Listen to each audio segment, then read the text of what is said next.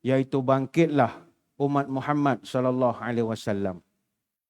Hadirin hadirat sekalian, selepas tumbangnya kekhalifahan Islam di Turki pada tahun 1924, orang Islam tidak lagi dihormati.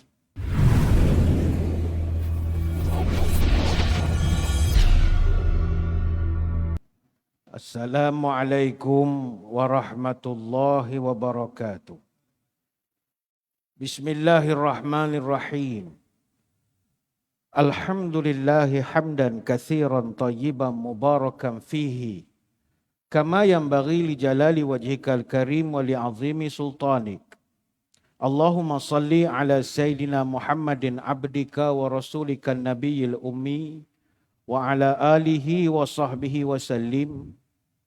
Nawaitu ta'alluma wa ta'lim wa tazakkura wa tazkir wa naf'a wal intifa' wal ifadah wal istifadah wal hassa ala tamassuki bi kitabillah wa sunnati rasulih wa du'a ilal huda wa dalalah alal khair ibtigha'a wajhillah wa mardatihi wa qurbihi wa thawabihi lillahi ta'ala.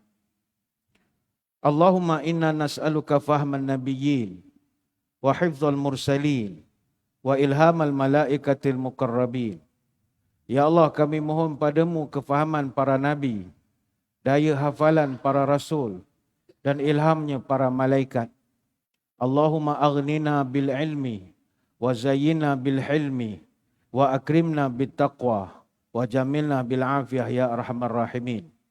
Ya Allah, kayakan kami dengan ilmu-Mu, hiasilah kami dengan kelembutan, muliakanlah kami dengan takwa, serta cantikkanlah kami dengan afiah. Allahumma barik lana fi Rajab wa Sya'ban wa balighna Ramadan.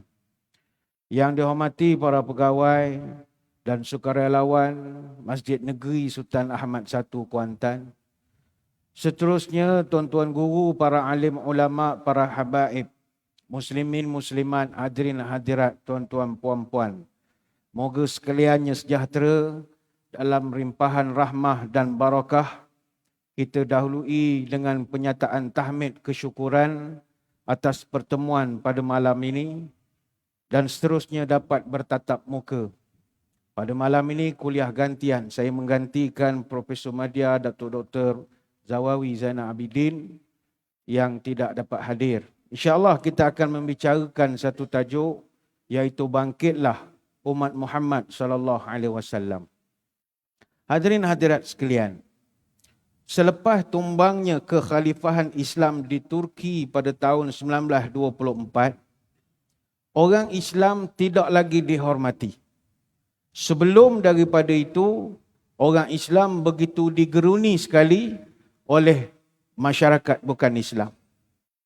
Bayangkan pada tahun 1881, Khalifah Abdul Hamid II, ini kerajaan Turki Uthmani, dia berjaya menghentikan satu pementasan teater yang mana naskah teater itu mengangkat satu tema menghina Rasulullah sallallahu alaihi wasallam dan Ummul Mukminin Zainab binti Jahash radhiyallahu anha.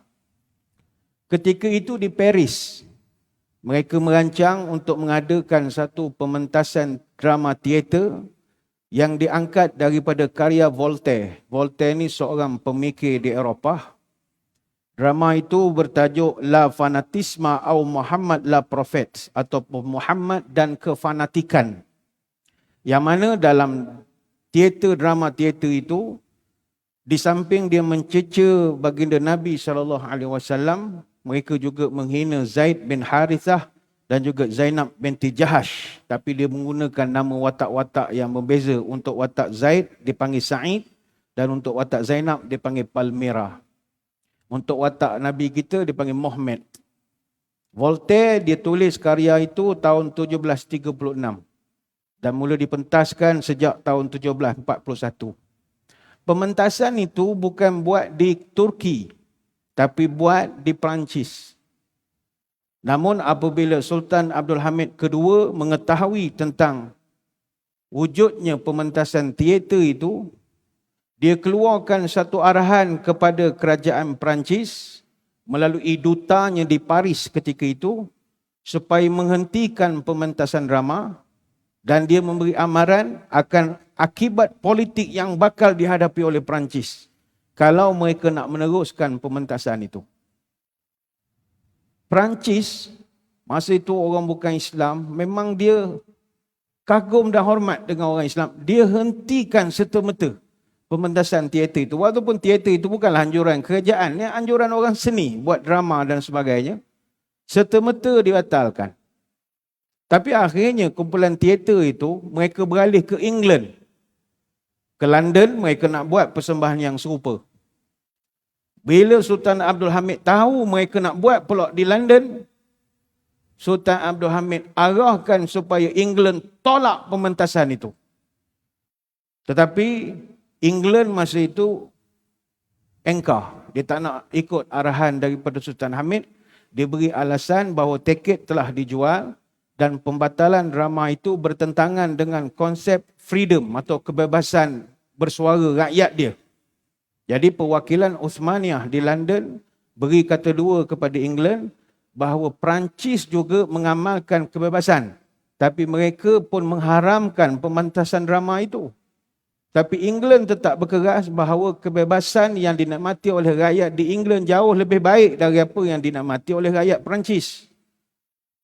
Apabila Sultan Abdul Hamid dengar jawapan sebegitu daripada kerajaan England, dia telah mengeluarkan satu perintah. Kata dia, saya Sultan Abdul Hamid akan keluarkan perintah kepada umat Islam mengumumkan bahawa England sedang menyerang dan sedang menghina Rasulullah kami. Dan saya akan kobarkan jihadul akbar, jihad yang besar.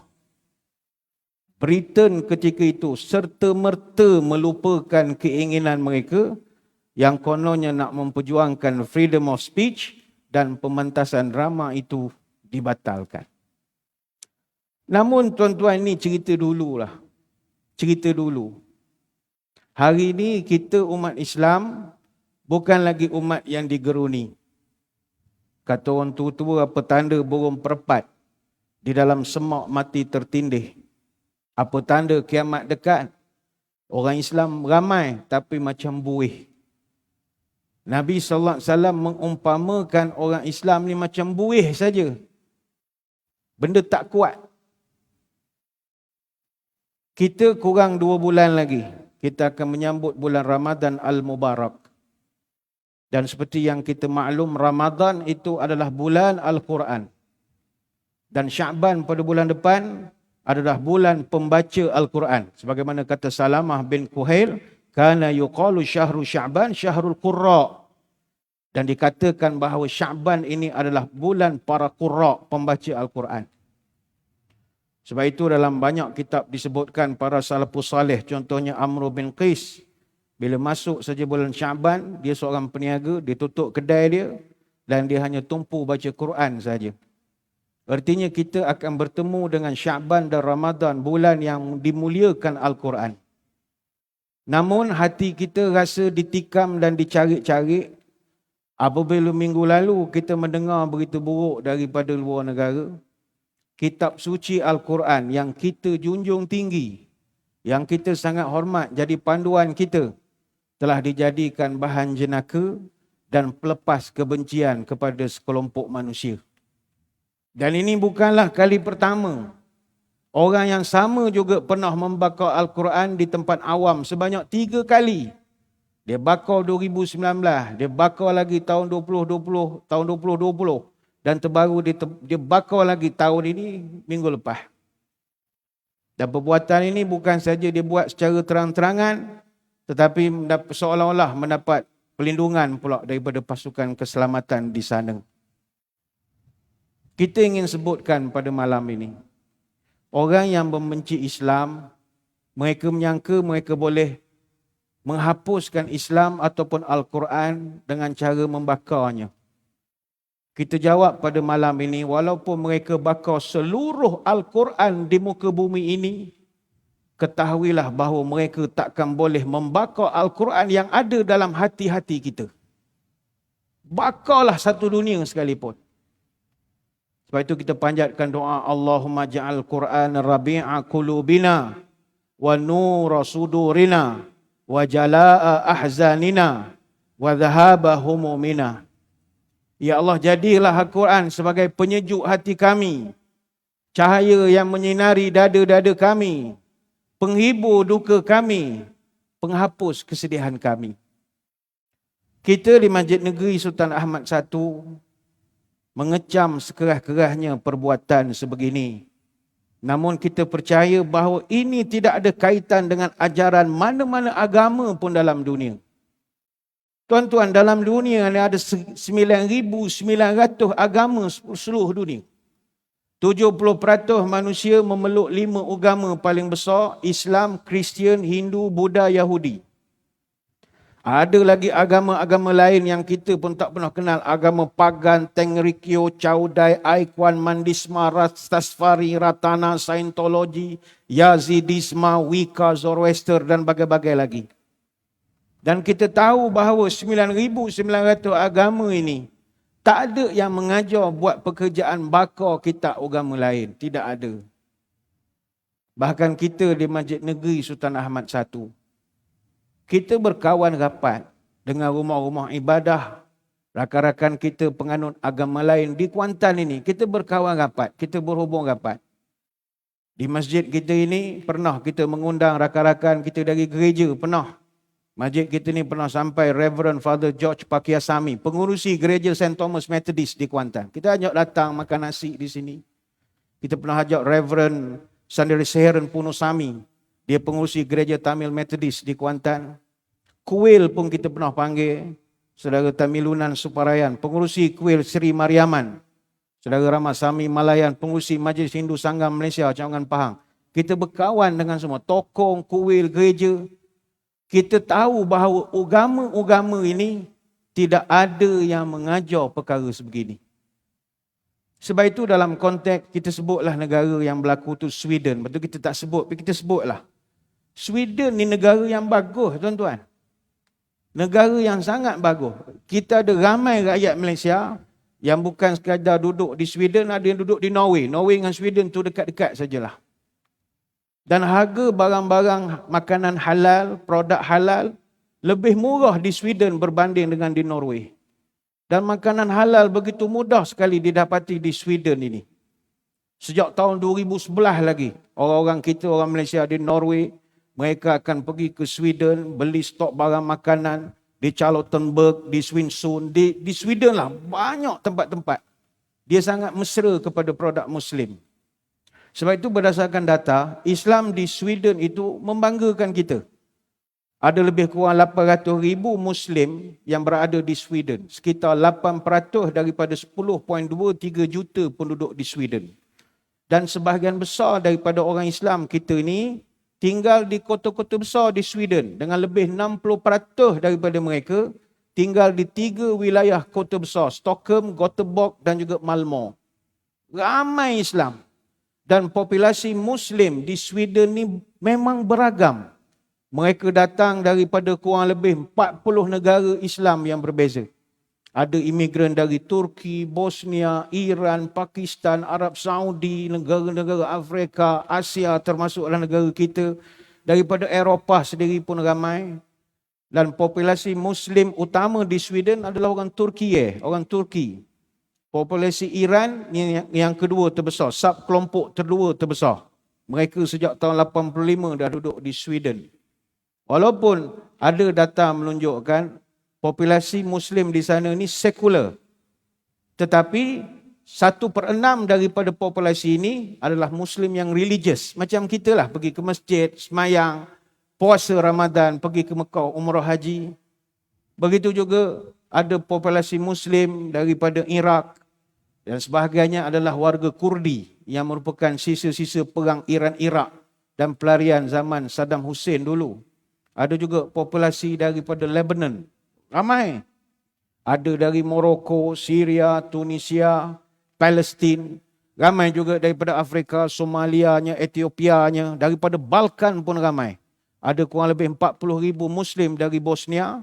Dan sejumlah besar pelarian-pelarian bekas Yugoslavia yang terlibat dalam perang saudara. Muslim ramai. Lepas tu kalau tuan-tuan pergi ke Sweden, itu memang banyak kedai-kedai Muslim, kebab, tak payah cerita lah. Makanan Arab-Arab ni memang banyak. Sebab orang Islam ramai. Dan masjid di Sweden ada 6 masjid yang dibangun secara khusus di Sweden. Ada 4 masjid Ahli Sunnah wal Jemaah. Di Stockholm, Malmö, Uppsala dan Västerås. Ada 1 masjid Syiah di Trollhättan. Ada 1 masjid Ahmadiyah di Göteborg. Persatuan Islamnya pun begitu kuat. Ada 1 majlis agama dia panggil The Muslim Council of Sweden.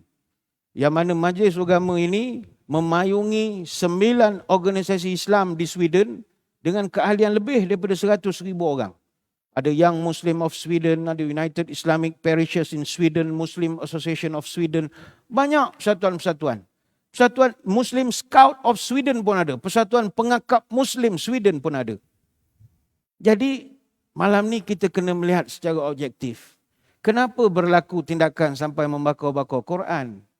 Tidak suatu keterlaluan kalau kita katakan sebab mereka susah hati, orang Islam makin ramai di Eropah. Mereka senok perut melihat Islam itu semakin berkembang. Syiar semakin kuat. Dan ini bukanlah sekadar satu andaian kita saja. Ada data-data yang telah dikeluarkan oleh pelbagai pihak.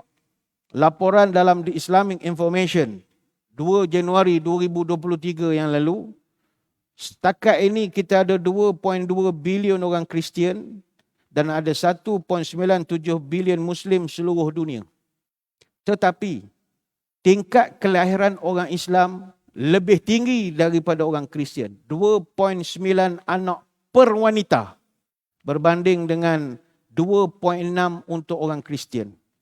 Dan Islam dijangkakan menjadi satu agama yang dominan di seluruh dunia pada tahun 2075. Ini menurut kajian daripada Pew Research. Dan secara umum, tingkat kelahiran di Eropah adalah 1.49 yang berada di bawah tingkat penggantian 2.1. Populasi Eropah menurun sebesar 1.1 juta tahun lalu yang merupakan awal daripada perubahan yang signifikan. Sementara itu, tingkat kelahiran Muslim di Eropah adalah 2.54 yang menunjukkan bahawa demografi telah berarah ke arah populasi Muslim. Sejak daripada pertengahan 2010 sampai pertengahan 2016 saja, persentage Muslim meningkat 1%. Daripada 19.5 juta jadi 25.8 juta. Sebab itu World Cup baru-baru ini. Berapa ramai pemain bola dalam pasukan Eropah Muslim? Berapa ramai? Analisis daripada Pew Research, mereka buat analisa, tahun 2050, dijangka jumlah orang Islam meningkat 2 kali ganda. Dan faktor utama peningkatan Muslim di Eropah adalah kerana imigran, penghijraan, diaspora. Walaupun Eropah dia kawal kemasukan imigran, tapi populasi Muslim tetap meningkat sekitar 7.4%. Sebab Muslim di Eropah majoritinya masih muda dan tingkat kesuburan mereka masih tinggi. Maka dijangkakan pada tahun 2085, sebanyak 13 buah negara Eropah akan memiliki populasi orang Islam sebagai penduduk majoriti rakyat mereka. Dan ini kajian pernah dibuat. Negara yang dijangka akan mengalami keadaan orang Islam majoriti adalah Cyprus, Sweden, Perancis, Greece, Belgium, Bulgaria, Itali, Luxembourg, England, Slovenia, Switzerland, Ireland dan Lithuania. Yang paling tinggi populasi orang Islam dijangkakan adalah Perancis dan juga Jerman. Di Jerman sekarang sudah ada 5 juta orang Islam. Kalau di Perancis, kalau di Paris itu begitu luar biasa sekali. Sampaikan di Paris ada satu orang novelis Rusia, Alina Chudinova. Dia pernah buat satu novel buku bertajuk The Mosque of Notre Dame de Paris, year 2048. Dia mengatakan bahawa jangan terkejut tahun 2048, gereja Notre Dame di Paris, terkenal lah kalau orang pergi ke Paris, akan bertukar fungsi dan juga namanya kepada Masjid Al-Franconi. Islam kalau di Perancis itu memang kuat. Kalau kita lihat sekarang, 6.5 juta rakyat di Perancis adalah Muslim. Itu 32% untuk masa sekarang. Di Paris saja, 7% penduduknya adalah Muslim. Begitu ramainya umat Islam, sehingga kan kalau tuan-tuan pergi ke bumi Paris, tuan-tuan pergi ke kejiranan di sekitar Belleville, kawasan Strasbourg, Saint-Denis, Gotha-d'Or, Myra Street, Champigny, Nanterre, itu semua Muslim semua. Majoriti penduduknya Muslim. Tuan-tuan pergi ke Paris kan, makanan halal banyak. Tapi selera Arab lah, kebab, shawarma begitu. Sebab itu di Paris sekarang, dia ada satu bentuk pentadbiran, dia panggil arrondissement municipal. Pentadbiran kerajaan tempatan. Di kota Paris saja, bukan Perancis. Di Paris saja ada 70 buah masjid. Di Paris saja. Luar biasa sekali. Taburan masjid itu disusun di sekitar arrondissement yang berbeza-beza. Ada di Pantheon, ada Entropode, ada Paping Court. Dia buat siap satu kejiranan, satu masjid. Maka sudah pastilah orang di Eropah merasakan bahawa ini suatu yang perlu mereka tangani segera. Selain itu, dalam Kesatuan Eropah juga, ada negara-negara Kesatuan Eropah yang populasi Muslim 1/4 daripada seluruh jumlah penduduk dia. Macam dah nak jadi negara Islam dah. Sebagai contoh, Muslim di Cyprus ada 300,000 orang. Cyprus ni pulau. Tuan-tuan buka Google Map, dia pulau saja.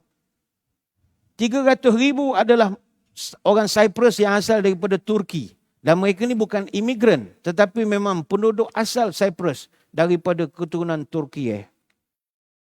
Sebab itulah apabila kita melihat kenapa orang luar non-Muslim di Eropah, dia ada satu sikap Islamofobia sebab kita berkembang laju.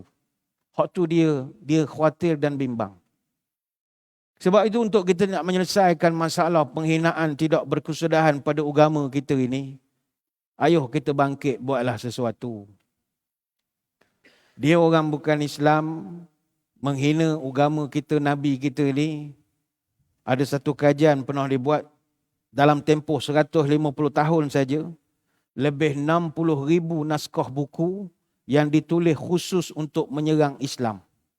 Dan ada lebih daripada sebuah buku sehari ditulis untuk memburukkan Rasulullah sallallahu alaihi wasallam.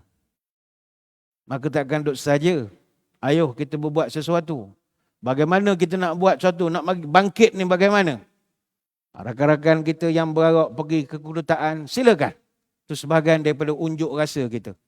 Rakan-rakan kita yang minta kita pulaukan atau boykot beberapa produk daripada negara-negara tertentu, itu terpulang kepada masing-masing. Tapi perkara jangka panjang yang perlu kita lakukan adalah kita kena melihat bagaimanakah Allah Subhanahu Wa Taala memberikan indikator kalau mu nak jadi umat Muhammad sallallahu alaihi wasallam yang betul-betul membela agama dia. Apakah ayatnya? Allah berfirman, a'udzubillahi minasyaitonirrajim. Kuntum khaira ummatin ukhrijat linnas ta'muruna bil ma'rufi wa tanhauna 'anil munkar wa tu'minuna billah. Kamu, wahai umat Muhammad, adalah sebaik-baik umat yang dikeluarkan untuk manusia. Yang mana kerja kamu ada 3. Pertama sekali, ta'muruna bil ma'ruf, ajak kepada kebaikan. Wa tanhauna 'anil munkar, betulkan sebarang kelompongan. Wa tu'minuna billah, dan mu mesti percaya pada Allah. Kita sebagai umat Rasulullah sallallahu alaihi wasallam yang nak bangkit membela agama ini, mesti ada 3 syarat utama ini. Tegakkan syarat dengan undang. Tegakkan adat yang dipegang. Tegakkan amanah yang disandang. Tegakkan hukum yang ditimbang. Tegakkan pusaka yang berbilang.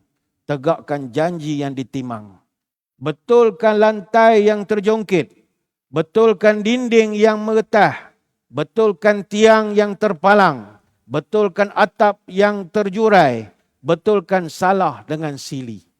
Mana yang keruh, kita jernihkan. Yang berbonggol kita ratakan. Yang kesat kita amplaskan. Yang menyalah kita betulkan. Yang sakit kita ubatkan. Yang larat kita ingatkan.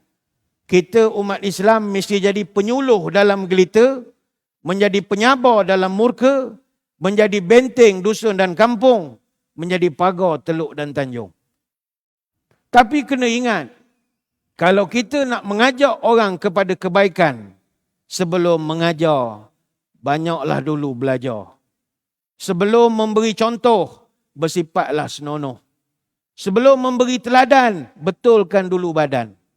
Maka masalah kita adalah kita ketinggalan dari sudut ilmu pengetahuan yang menyebabkan kita tidak boleh tunjuk kebenaran kepada orang lain. Baik itu orang tua-tua dulu pesan, meluntur buluh ni biar daripada rebung. Maknanya ilmu pendidikan mesti mula daripada awal. Tanpa ilmu pengetahuan, kita tidak akan jadi manusia yang berkuasa.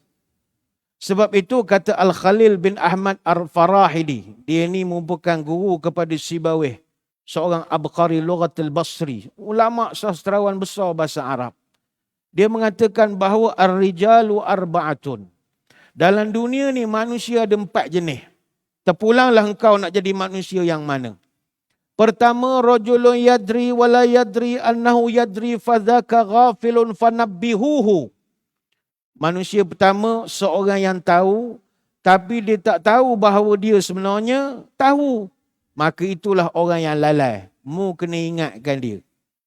Yang kedua, rajulun la yadri wa yadri annahu la yadri fadzaka jahilun fa'allimu. Yang kedua, seorang yang tidak tahu dan dia tahu bahawasanya dia sebenarnya tidak tahu. Maka itulah orang bodoh. Mu kena ajar dia. Yang ketiga, wa rajulun yadri wa yadri annahu yadri fadzaka aqilun fattabi'uhu. Yang ketiga, seorang yang tahu bahawasanya dia memang tahu. Maka itulah orang yang pandai. Mu ikut dia. Ni orang yang boleh jadi ikutan. Yang keempat, wa rajulun la yadri wa la yadri annahu la yadri fadzaka ma'ikun fahdharu. Yang keempat, seorang yang tidak tahu dan dia tak tahu bahawasanya dia sebenarnya tak tahu. Tapi dia mengajar pula orang lain. Maka ini orang bongok. Jauhilah mu daripada orang sebegini. Maka kita kalau nak jadi golongan yang mengajak kepada kebenaran, kita kena jadi orang yang pandai. Kena jadi orang yang berilmu. Barulah kita akan dihormati. Masalah kita hari ini, kebodohan bermaharaja lela. Benar seperti Nabi cerita kepada Anas bin Malik. Min asyratis sa'ah an yurfa'al ilmu yathbutul jahlu. Antara tanda dunia nak kiamat, ilmu hilang dan orang bodoh ramai. Orang bodoh terlampau ramai. Tuan-tuan, daripada pagi tadi sampai malam ni, berapa orang bodoh dah tuan-tuan jumpa? Ramai. Awak jenis masuk simpang tak bagi signal. Ramai. Kawasan one way itulah dia nak masuknya. Ramai. Begitu ramai sekali. Bermaharaja lela. Dia, ilmu ni, benda yang paling mustahak. Mungkin bagi setengah tuan-tuan akan kata, kalau ramai orang Islam cerdik, ada jaminan ke orang bukan Islam tak baca Quran? Baik. Ada satu kajian yang pernah dibuat oleh Dr. Farukh Salim. Dr. Farukh Salim, Executive Director of the Center for Research and Security Studies, CRSS di Pakistan, think tank kerajaan Pakistan. Dia buat satu analisa kajian, why are Jews so powerful? Dia buat kajian, kenapa orang Yahudi sangat berkuasa. Orang Yahudi ni tuan-tuan, orang gerun dengan dia. Ada orang berani nak bakar kitab Yahudi? Tak berani. Padahal Yahudi dalam dunia ni hanya ada 13.5 juta saja Yahudi di dunia. Ada 7 juta Yahudi di Amerika, ada 5 juta Yahudi di Asia, ada 2 juta di Eropah, ada 100,000 Yahudi di Afrika. Sampai ke orang buat lawak, kalau negara Arab yang berperang dengan Israel itu, katalah dia kumpul ramai-ramai orang Arab, Israel kan negara tak besar. Dia ludah je ramai-ramai, banjir Israel. Punya kuat menganjir. Awak ramai. Kalau ludah je banjir dah geng-geng tu. Punyalah orang Islam ramai. Tapi kalau kita campur semua sekali, Yahudi lebih 100 kali berkuasa daripada orang Islam. Belum ada orang berani bakar kitab Talmud, kitab Taurat. Belum ada. Padahal dia tak ramai. Yang orang Islam ni dah lah ramai. Orang tak takut pula. Why? What is the because? The because is. Ini kata Dr. Farukh Salim. Orang Yahudi dihormati, dikagumi, digeruni sebab mereka adalah bangsa yang sangat maju dalam ilmu pengetahuan. Ilmu pengetahuan ni Yahudi. Dan mereka punya kejayaan dalam ilmu pengetahuan menyumbang kepada tamadun dunia. Dia punya contribution to the body of knowledge luar biasa sekali. Sejak 105 tahun, 174 orang Yahudi menang 15 dozen hadiah Nobel. Mereka menang 13 anugerah dalam bidang literature, 32 anugerah dalam bidang chemistry, 27 anugerah dalam bidang ekonomi, 53 anugerah dalam bidang fisiologi dan perubatan, dan menang 49 anugerah dalam bidang fizik. Dan orang Islam yang ada 2.1 bilion hanya menang 4 anugerah saja. Kita tolak Nobel yang Peace Prize. Peace Prize ni hadiah sagu hati saja. Orang Islam yang dapat baru 4. Naguib Mahfuz, Orhan Pamuk, Abdul Salam, Ahmad Zuhaili. Ahmad Zuhaili orang Mesir dapat bidang kimia. Abdul Salam dapat bidang fizik. Orhan Pamuk dengan Naguib Mahfuz dapat bidang sastra, literature. Bayangkan antara manusia cerdik di dunia yang kita semua kenal namanya Albert Einstein. Albert Einstein, majalah Time sebut dia manusia abad ini. Bukan man of the year, abad ini. Dan dia adalah Yahudi. Yahudi ini tuan-tuan benci macam mana pun, berapa banyak dia punya sumbangan ilmu dia memberi manfaat pada kita. Saya ambil contoh, Benjamin Rubin. Dia adalah Yahudi. Dan dia yang mencipta bius. Sama ada tuan-tuan suka ataupun tidak, bius tu Yahudi yang cipta. Bayangkan kalau bius tak ada. Macam mana gaya nak ngeluarkan batu karam pada pinggang tuan-tuan? Nak sedut macam mana? Nak jolok macam mana? Macam mana orang nak bersalin kot perut kalau tak ada bius? Seksa. Siapa yang mencipta vaksin polio yang pertama? Namanya Johannes Salk. Dan dia adalah Yahudi. Siapa yang mencipta ubat melawan penyakit leukemia? Namanya Gertrude Ilion. Dan dia adalah Yahudi. Siapa yang mencipta vaksin hepatitis B? Namanya Baruch Blumberg. Dan dia adalah Yahudi. Tuan-tuan mungkin ada di sini yang cuci buah pinggang. Atau kawan-kawan kita yang pergi cuci di pusat hemodialisis. Siapa yang cipta mesin hemodialisis? Orang Islam. Tak. Yang cipta namanya Wilhelm Kolff. Dan dia adalah Yahudi. Mana kalau tuan-tuan benci ke Yahudi, anti-Yahudi, tak nak cuci buah pinggang. Cucilah pakai berus sabut ke benda yang patut. Tak edih. Tak edih. Benda paling mudah lah. Kuantan kalau tak ada benda ni, huru-hara bandar Kuantan. Apakah dia? Traffic light. Lampu isyarat. Siapa cipta lampu isyarat? Orang Islam? Tak. Yahudi. Namanya Charles Adler. Dia buat 3 warna satu dunia pakai. Hijau jalan, merah berhenti, orange standby untuk berhenti. Kalau Kuantan dia lain sikit lah. Merah berhenti, hijau jalan, orange kau tekan minyak lagi. Itu belaga tengah-tengah traffic light tu. Kau tekan lagi. Kita di rumah ada periuk, pisau, stainless steel. Buat pada besi tahan karat. Siapa yang cipta formula untuk besi tahan karat? Ataupun stainless steel itu? Siapa yang cipta? Yahudi. Namanya Benno Strauss. Dan dia dapat anugerah Nobel atas sumbangan itu. Kita ceramah malam ni pakai mikrofon. Kalau tak ada mikrofon, tuan-tuan tak dengar. Penceramah pun letih. Siapa yang cipta mikrofon? Yahudi, Emil Berliner. Baik itu di Jakarta ada satu, saya dipahamkan ada satu masjid, nama Masjid Aspek. Masjid Aspek ni masjid anti-speaker. Dia tak pakai speaker, tak pakai PA system. Bila tanya kenapa tak pakai? Yahudi pak. Dia kata tak boleh pakai, Yahudi. Habis azan gimana? 4 penjuru Bilal menjerit atas menara. 4 penjuru. Orang tekuk besar-besar leher, besar-besar lengan. Allahu Akbar. Tak mahu pakai Yahudi katanya. Kita malam ni rakaman, ada ceramah rakaman apa semua. Siapa yang mencipta formula untuk buat rakaman? Yang tuan-tuan tengok dalam YouTube penceramah sana sini. Yang cipta teknologi rakaman itu Yahudi, namanya Charles Ginzburg. Dan dia dapat anugerah Nobel kerana sumbangan itu. Jadi kalau kita tanya pada malam ini, mengapa orang-orang Yahudi begitu berkuasa, dikagumi, digeruni oleh orang lain walaupun mereka tak ramai? Jawapannya kerana pendidikan, pelajaran, ilmu. Dan kenapa orang Islam lemah? Orang berani hina, orang berani kutuk, orang berani bakar Quran kita. Kerana kita lack of education. Dalam bahasa mudah, jahil. Orang tak harap dengan kita. Nak harap apa? Bagi dia.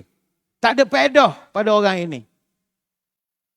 Kalau kita lihat di seluruh dunia, jumlah saintis di negara majoriti Islam ada 230 saintis per sejuta penduduk. Tapi di Amerika mereka ada 4,000 saintis per sejuta penduduk. Di Jepun mereka ada 5,000 saintis per sejuta penduduk.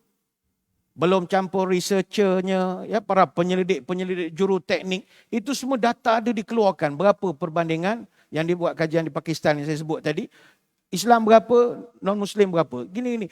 Kesimpulan yang dibuat, dunia Islam kurang keupayaan untuk nak menghasilkan ilmu pengetahuan. Hatta universiti pun ada 57 negara OIC. Kalau campur semua, kita hanya ada kira-kira 500 lebih saja buah universiti. Seluruh negara-negara Islam. Ataupun nisbahnya 1 universiti untuk 3 juta orang Islam. Bandingkan di Amerika ada hampir 6,000 universiti. Di India ada hampir 9,000 universiti. Tuan-tuan, walhal kita orang Islam, wahyu pertama kita adalah Iqra. Suruh pergi sekolah, belajar, buat kajian, buat research. Jangan jadi bongok. Wahyu pertama. Wahyu pertama tak suruh pergi Mekah. Wahyu pertama suruh pergi sekolah. Jadi pandai. Jangan bodoh. Kalau mu jadi bodoh, orang tak takut.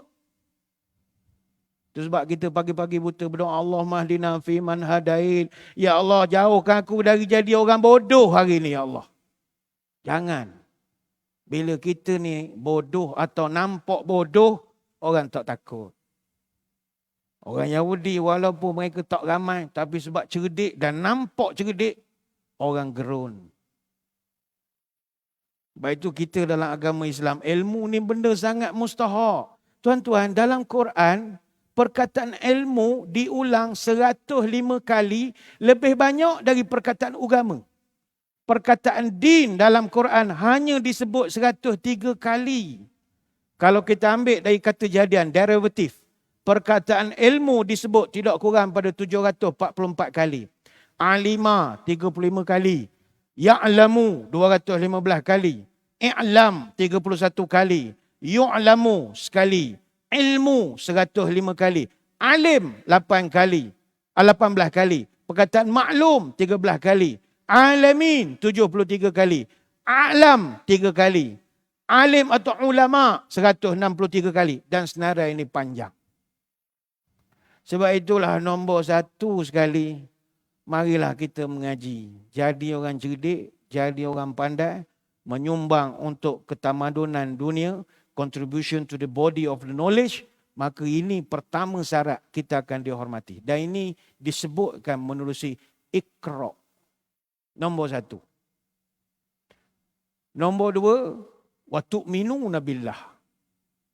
Jadi Allah Ta'ala sebut syarat umat Muhammad ini, dia mesti ta'muruna bil ma'ruf wa tanhauna 'anil munkar. Itu kita gabunglah, menyeru ke arah kebenaran, mencegah daripada kemelaratan. Dan semua itu perlu dilakukan dengan ilmu. Dan yang ketiga, yang terakhir, wa tu'minuna billah.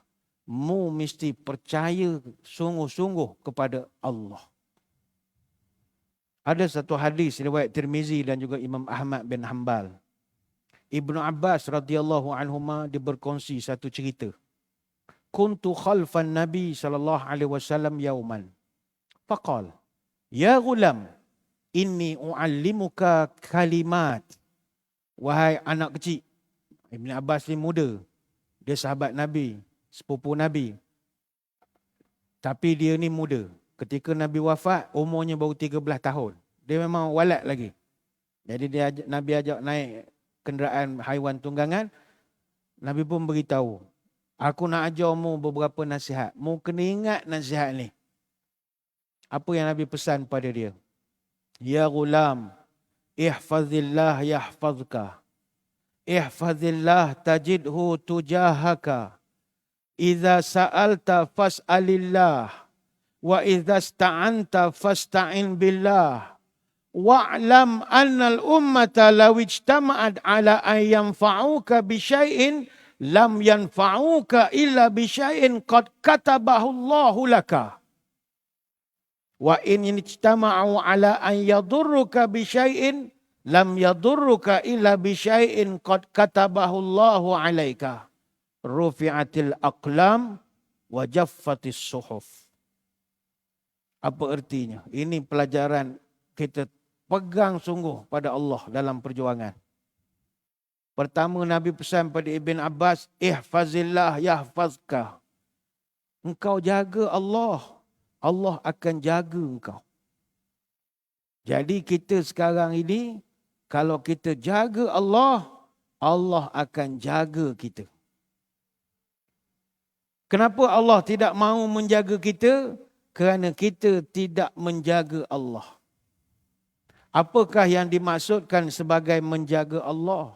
Menjaga Allah ini adalah kita menjaga hak-hak Allah. Pertama sekali kata ulama, hak-hak Allah ini adalah semayang mesti tepat pada waktunya. Sekarang ramai orang semayang, tapi dia tidak tepat pada waktunya. Ini syarat, semayang tepat pada waktu. Yang kedua, menjaga lisan dari segala kedustaan, perkataan kotor, mengadu domba, mengumpat-ngumpat. Itu Nabi sebut, idmanu li sitan min anfusikum admanu lakumul jannah. Mu boleh jamin 6 perkara, aku jamin mu masuk surga. Apa dia? Tanya sahabat. Asduqu idza haddastum wa aufu idza wa'adtum wa addu idza tumintum wahfazu furujakum wa ghuddu absarakum wa kufu aydiyakum. Pertama sekali, jangan nipu. Jujur ketika bercakap. Yang kedua, tepati janji. Yang ketiga, amanahmu kena jaga. Kemudian, jaga kemaluanmu. Kemudian, tundukkan pandangan. Dan yang terakhir, wa kufu aydiyakum. Jaga tanganmu daripada buat benda tak senonoh. Hadis riwayat Al-Hakim dan Ibn Hibban. Ini pertama yang Nabi pesan pada Ibn Abbas, mu jaga Allah. Allah jagamu. Yang kedua Nabi pesan pada dia, ihfazillah tajidhu tujahaka. Jagalah Allah, nescaya Allah akan duduk di depan kamu. Allah duduk di depan kamu. Macam kita sekarang ni tak berapa nak suruh sangat Allah jaga kita. Saya ingat hari tu masa COVID, mana ada orang minta Allah jaga dia. Yang dia buat hashtag, kita jaga kita. La ilaha illallah. Kita pula jaga kita. Allah lah jaga kita. Tak ambil Ustaz, kita jaga kita. Tak ada keyakinan. Ni dah berlalu lah, tak ada dah kita jaga kita ni. Patut tukar hashtag, Allah jaga kita. Fazillah tajidu tujahaka. Mu jaga Allah, Allah duduk di depan kamu. Yang ketiga Nabi pesan pada Ibn Abbas, wa iza sta'anta fasta'in billah. Mu nak minta, minta dengan aku. Jangan gantungkan hidup dengan makhluk. Gantungkan hidupmu dengan Allah yang serba maha. Was'alullaha min fadlih. Dan mohonlah kepada Allah dengan kurniaan yang ada pada dia. Surah An-Nisa ayat 32. Kita nak berjaya dalam hidup, kena ada duit. Duit ni bukannya fulus, tapi DUIT. Doa, usaha, ikhtiar, tawakal. 4 perkara ni kalau jalan serentak, Allah akan bantu kita. Sebab itu ada satu syair Arab menyebut, La tas'alanna bani Adam hajah wasalil ladzi abwabuhu la yuhjab. Allahu yaghdabu in tarakta su'alah wa bani Adam hina yus'alu yaghdabu. Wahai anak anda, jangan kau meminta kepada hamba. Mintalah kepada pemilik pintu yang sentiasa terbuka. Kerana Allah murka kalau kamu tak minta kepadanya, sedangkan anak Adam murka jika engkau selalu meminta kepadanya. Mintalah pada Allah. Allah serba maha. Maha kaya, maha kuat, maha gagah. Minta pada dia.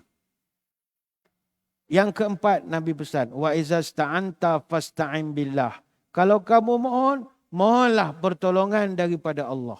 Minta tolong dengan Allah, mohon sesuatu pun daripada Allah. Dengan syarat, mu mesti yakin.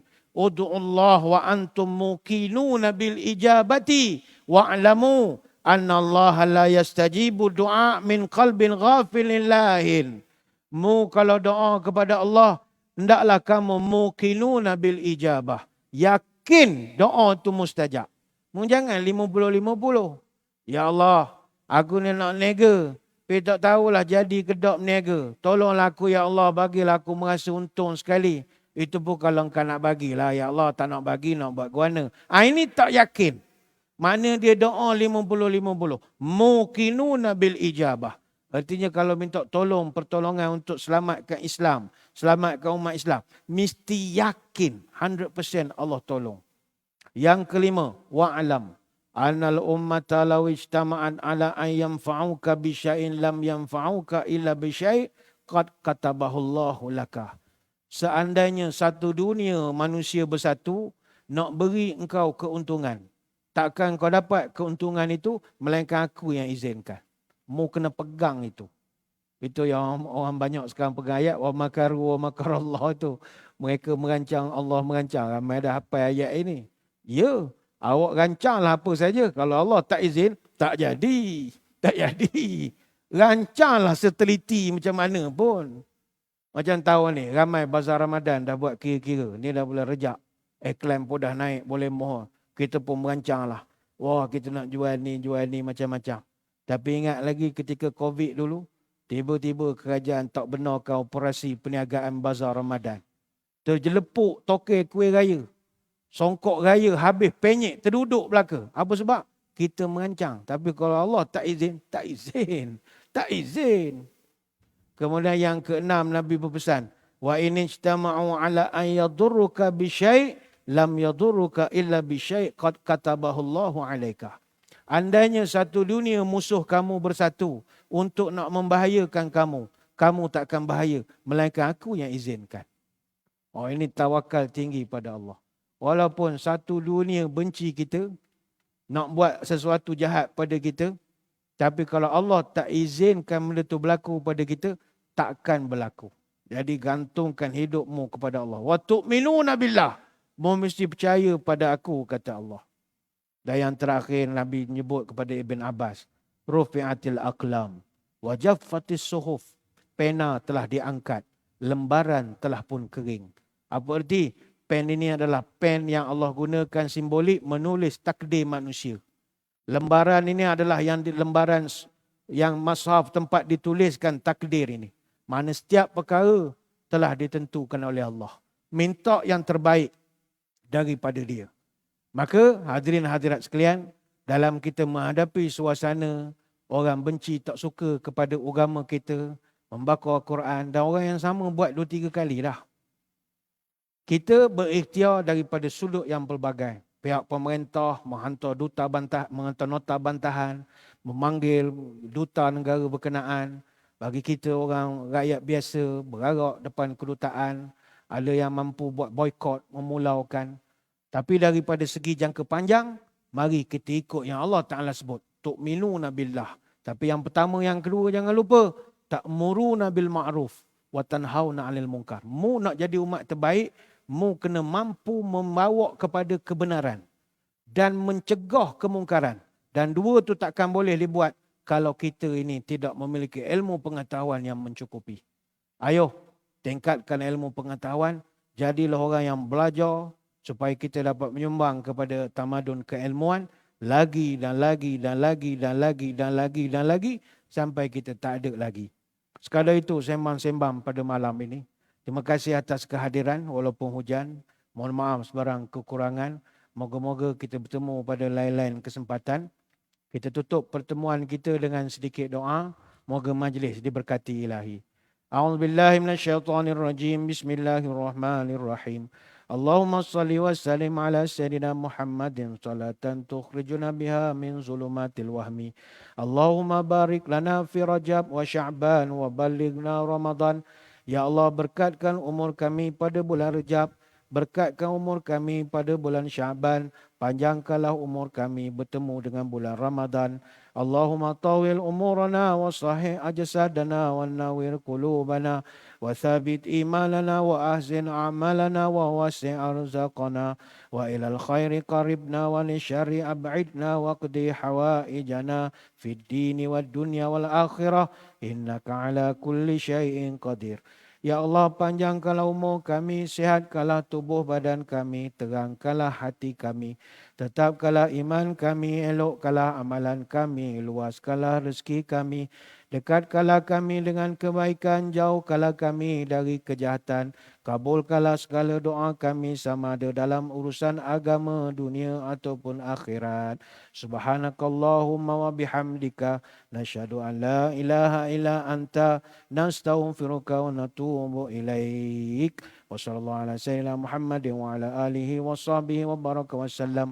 Walhamdulillahi rabbil alamin. Sekadar itu, kita juga mengucapkan selamat berangkat kepada adik-adik anak-anak kita, para pelajar Tajaan Mara yang hadir ke masjid kita malam ini.